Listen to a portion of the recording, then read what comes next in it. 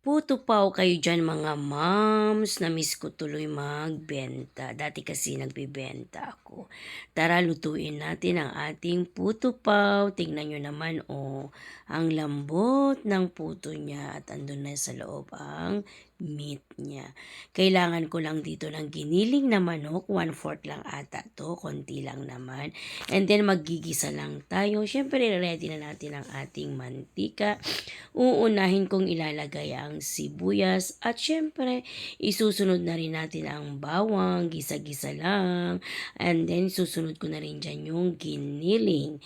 Ayan, giniling na manok. Then tinimplahan ko ng konting bechin, paprika at curry powder. And then, naglagay ako dyan ng toyo, pampalasa at 2 tablespoon na water, pampalambot lang sa ating karne.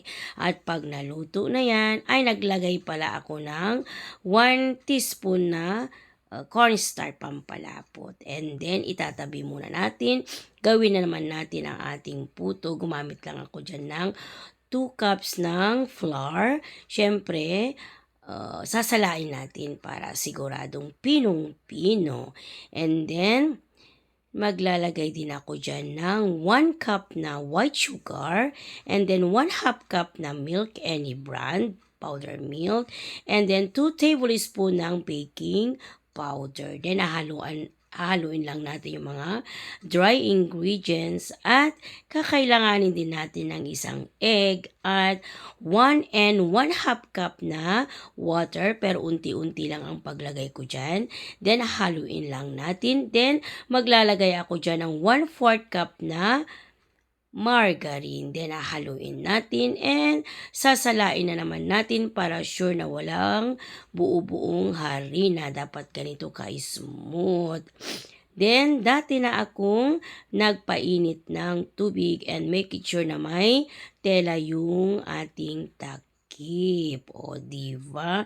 And then, dati ko nang niredy ang ating mold. Nilagyan ko rin ng margarine, large po ang ginamit ko.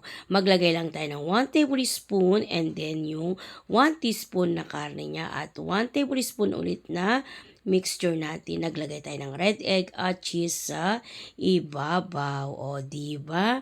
Pag pangbenta nyo, kayo na po ang mag-adjust. Then, steam lang natin ng 12 to 15 minutes. Then, i-check nyo na lang kung luto na. At yan na nga, luto na ang ating puto paw pang merienda. Thank you!